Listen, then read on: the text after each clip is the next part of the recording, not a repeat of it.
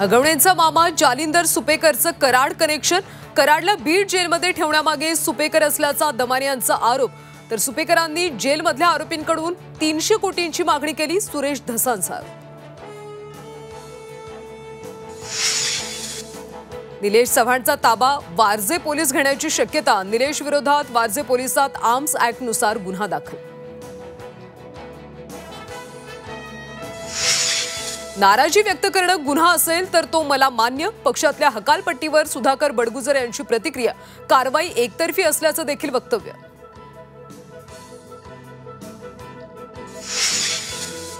Hotel प्रकरणात शिरसाटांच्या अडचणी वाढण्याची शक्यता, लिलाव प्रक्रियेचा अर्ज झी24 तासच्या हाती, लिलावासाठी केलेल्या अर्जात फक्त दोघांची नावं, शिरसाटांनी दावा केलेले उर्वरित 3 पार्टनर कुठे गेले, सवाल उपस्थित।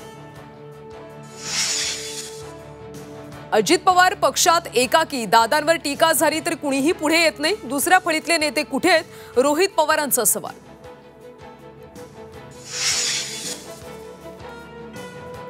पुणे महानगरपालिका निवडणूक मनसे स्वबळावर लढण्याची शक्यता, मनसे अध्यक्ष राज ठाकरे 9 जूनला पुणे दौऱ्यावर, पदाधिकारी आणि कार्यकर्त्यांशी संवाद साधून निर्णय घेण्याची शक्यता। कोल्हापूर महापालिका हद्दवाढीचा मुद्दा तापला, हद्दवाढी विरोधी कृती समितीने घेतली शाहू महाराजांची भेट, समितीसह विरोध असलेल्या 20 गावांचे सरपंच देखील उपस्थित। वर्ध्यामध्ये तहसीलदारांच्या दालनात पेट्रोल टाकून आत्मदहनाचा प्रयत्न, तहसीलदार उपविभागीय अधिकारी त्रास देत असल्याचा आरोप।